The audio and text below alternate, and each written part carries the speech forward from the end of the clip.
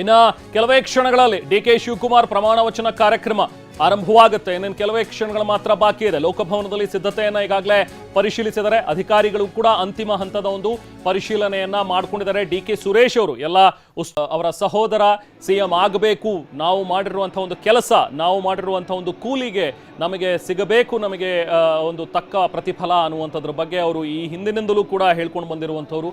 So ಹಾಗಾಗಿ ಈಗ ಈ ಶುಭ ಸಂದರ್ಭ ಏನಿದೆ, ಸಿಎಂ ಆಗಿ ಡಿ.ಕೆ. ಶಿವಕುಮಾರ್ ಅವರು ಅಧಿಕಾರವನ್ನು ಸ್ವೀಕರಿಸ್ತಾರೆ, ಪ್ರಮಾಣ ವಚನವನ್ನು ಸ್ವೀಕರಿಸ್ತಾರೆ. ಈ ಒಂದು ಸಂದರ್ಭವನ್ನು ಸ್ವತಃ ಡಿ.ಕೆ. ಸುರೇಶ್ ಅವರು ಮುತುವರ್ಜಿ ವಹಿಸಿ ನೋಡ್ಕೊಳ್ತಾ ಇದ್ದಾರೆ. ನಾವು ಪ್ರತಿನಿಧಿ ಕಿರಣ್ ಹನಿಯಡ್ಕ ಅಲ್ಲಿಂದ ಒಂದು ಪ್ರತ್ಯಕ್ಷ ವರದಿ ನೀಡಿದ್ದಾರೆ, ಬನ್ನಿ ನೋಡೋಣ. ಸಂಜೆ 4 ಗಂಟೆಗೆ ಡಿ.ಕೆ. ಶಿವಕುಮಾರ್ ಮುಖ್ಯಮಂತ್ರಿಯಾಗಿ ಪ್ರಮಾಣ ವಚನ ಸ್ವೀಕಾರ ಮಾಡುವಂತ ಹಿನ್ನೆಲೆಯಲ್ಲಿ ಲೋಕಭವನದ ಗಾಜಿನ ಮನೆಯಲ್ಲಿ ಎಲ್ಲ ರೀತಿಯಿಂದ ಸಿದ್ಧತೆಗಳಾಗಿದೆ. ಅಂತಿಮ ಹಂತದ ಸಿದ್ಧತೆಯನ್ನು ಈಗ ಕಾಂಗ್ರೆಸ್ ಪರಿಶೀಲನೆಯನ್ನ ಮಾಡ್ತಾ ಇದ್ದಾರೆ. ಇದು ಲೋಕಭವನದ ಗಾಜಿನ ಮನೆಯಲ್ಲಿ ಸಂಪರ್ಕಿಸೋಣ. ಕಿರಣ್ ಅಲ್ಲಿ ವಿವರಿಸಿದ್ರು ಹೇಗಿದೆ ಸಿದ್ಧತೆಗಳು ಅಂತ ಹೇಳಿ. ನೋಡಿ, ನಾವು ಕೂಡ ದೃಶ್ಯಗಳಲ್ಲಿ ನೋಡ್ತಾ ಇದ್ದೀವಿ. ಗಣ್ಯರಿಗೆ ಅಂದರೆ ಯಾರು ಶಾಸಕರು ಸಚಿವರಾಗಿ ಆಯ್ಕೆ ಆಗ್ತಾರೆ ಅವರೆಲ್ಲರಿಗೂ ಕೂಡ ಒಂದು ಆಸನದ ವ್ಯವಸ್ಥೆಯನ್ನು ಅಲ್ಲಿ ಮಾಡಿರುವಂತಹ ದೃಶ್ಯಗಳನ್ನು ನಾವು ನೋಡ್ತಾ ಇದ್ದೀವಿ. ಒಬ್ಬೊಬ್ಬರಾಗಿ ಸಚಿವರಾಗಿ ಪ್ರಮಾಣ ವಚನವನ್ನು ಸ್ವೀಕರಿಸ್ತಾರೆ. ಮೊದಲಿಗೆ ಸಿಎಂ ಆಗಿ ಡಿ.ಕೆ. ಶಿವಕುಮಾರ್ ಅವರು ಪ್ರಮಾಣ ವಚನವನ್ನು ಸ್ವೀಕರಿಸ್ತಾರೆ. ಈ ಒಂದು ಘಳಿಗೆಗೋಸ್ಕರ, ಈ ಒಂದು ಶುಭ ಸಂದರ್ಭಕ್ಕೋಸ್ಕರ ಹಲವಾರು ವರ್ಷಗಳ ತಪಸ್ಸು ಅಂದರೂ ಕೂಡ ಬಹುಶಃ ಈ ಸಂದರ್ಭದಲ್ಲಿ ನಾವು ತಪ್ಪಾಗಲಿಕ್ಕಿಲ್ಲ. ಡಿ.ಕೆ. ಶಿವಕುಮಾರ್ ಅವರಿಂದ ಹಲವಾರು ವರ್ಷಗಳ ತಪಸ್ಸಿದು. ನಾನು ಸಿಎಂ ಆಗಬೇಕು ಅನ್ನುವಂಥದ್ರ ಬಗ್ಗೆ ಮಹತ್ತರವಾದಂಥ ಒಂದು ಆಸೆಯನ್ನು ಇಟ್ಕೊಂಡಿದ್ದಂತಹ ಡಿ.ಕೆ. ಶಿವಕುಮಾರ್ ಅವರಿಗೆ ಇವತ್ತು ಕಾಲ ಸನ್ನಿಹಿತವಾಗಿದೆ. ಇನ್ನೇನು ಕೆಲವೇ ಕ್ಷಣಗಳು, ಆಲ್ಮೋಸ್ಟ್ ಒಂದು 2 hours ಮಾತ್ರ ಬಾಕಿ ಇದೆ. 2 ಗಂಟೆಗಳ ಸಮಯ. ಇನ್ನೆರಡು ಗಂಟೆಗಳ ಕಳೆದ್ರೆ ನೆಕ್ಸ್ಟು ಈ ರಾಜ್ಯದ ಮುಖ್ಯಮಂತ್ರಿಯಾಗಿ ಡಿ.ಕೆ. ಶಿವಕುಮಾರ್ ಅವರು ಪದಗ್ರಹಣವನ್ನು ಮಾಡ್ತಾರೆ. ಅಲ್ಲಿಂದ ತಮ್ಮ ಒಂದು ಡಿ.ಕೆ. ಸರ್ಕಾರ್ ಅಸ್ತಿತ್ವಕ್ಕೆ ಬರುತ್ತೆ.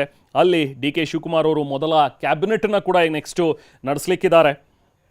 ಸೊ ಅಲ್ಲಿ ಈಗ ಸಂಪುಟದಲ್ಲಿ ಯಾರೆಲ್ಲ ಇರ್ತಾರೆ ಅನ್ನುವಂಥದ್ರ ಬಗ್ಗೆ ಈಗಾಗಲೇ ಎಲ್ರಿಗೂ ಕೂಡ ಒಂದು ಲಿಸ್ಟ್ ಕೂಡ ಗೊತ್ತಾಗಿರುವಂಥದ್ದು. ಸುಮಾರು ಒಂದು 13 ಜನ ಈಗಾಗಲೇ ಸಚಿವರಾಗಿ ಅವರು ಪ್ರಮಾಣ ವಚನವನ್ನು ಸ್ವೀಕರಿಸ್ತಾರೆ ಅನ್ನುವಂಥದ್ರ ಬಗ್ಗೆ ಇರುವಂತಹ ಒಂದು ಮಾಹಿತಿ ನೀವು ಸ್ಕ್ರೀನ್ ಮೇಲೂ ಕೂಡ ಗಮನಿಸಬಹುದು. ಯಾರೆಲ್ಲರೂ ಇರ್ತಾರೆ ಇವತ್ತು ಸಂಪುಟವನ್ನು ಸೇರ್ತಾರೆ, ಡಿ.ಕೆ. ಸಂಪುಟವನ್ನು ಅಂಥೇಳಿ.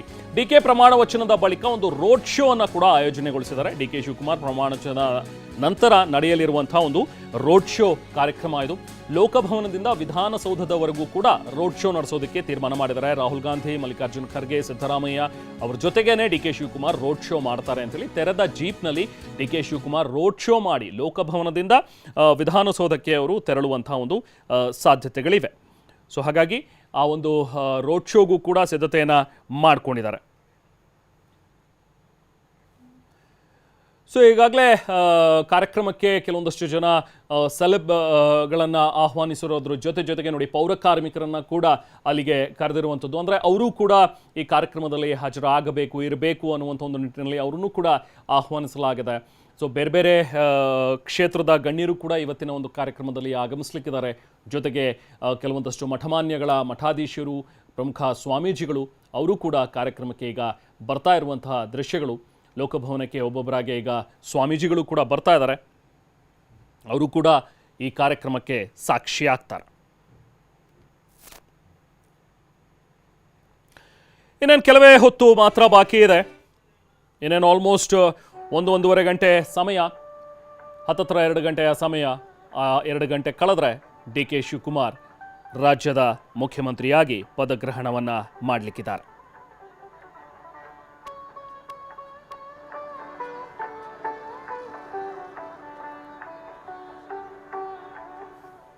ಸೊ ಹಾಗೆ ಯಾರೆಲ್ಲ ಇವತ್ತು ಡಿ.ಕೆ. ಸಂಪುಟವನ್ನು ಸೇರ್ತಾರೆ ಅನ್ನುವಂಥ ಒಂದು ಪ್ರಶ್ನೆಗೂ ಕೂಡ ಈಗಾಗಲೇ ಉತ್ತರ ಸಿಕ್ಕಿದೆ. ನೋಡಿ, ಡಿ.ಕೆ. ಜೊತೆಗೆ 13 ಸಚಿವರು ಪದಗ್ರಹಣ ಮಾಡ್ತಾರೆ.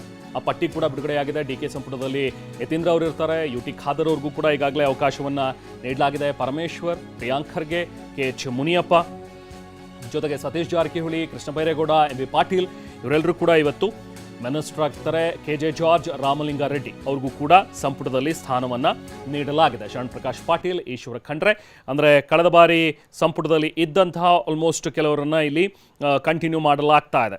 ಬಟ್ ಕೆಲವರಿಗೆ ಕೊಕ್ ಕೂಡ ಕೊಡಲಾಗಿದೆ. ಅದರಲ್ಲಿ ಏನಾದರೂ ಸರ್ಪ್ರೈಸ್ ಆಗಿ ಮತ್ತಾರಾದರೂ ಇರ್ತಾರಾ ಅನ್ನುವಂಥದ್ದು ಕೂಡ ಇನ್ನು ನೆಕ್ಸ್ಟ್ ಗೊತ್ತಾಗಿದೆ. ಬಟ್ ಇವತ್ತಿನ ಒಂದು ಕಾರ್ಯಕ್ರಮದಲ್ಲಿ ಇವರಿಷ್ಟು ಜನ ಮಾತ್ರ ಸಚಿವರಾಗಿ ಸಂಪುಟವನ್ನು ಸೇರ್ಪಡೆಯಾಗ್ತಾರೆ ಅಂಥೇಳಿ. ಡಿ.ಕೆ. ಸಚಿವ ಸಂಪುಟ ಹೀಗಿರುತ್ತೆ. ಕೆ.ಎಚ್. ಮುನಿಯಪ್ಪ ಅವರು ಇರ್ತಾರೆ. ಜೊತೆಗೆ ಕೃಷ್ಣ ಬೈರೇಗೌಡ.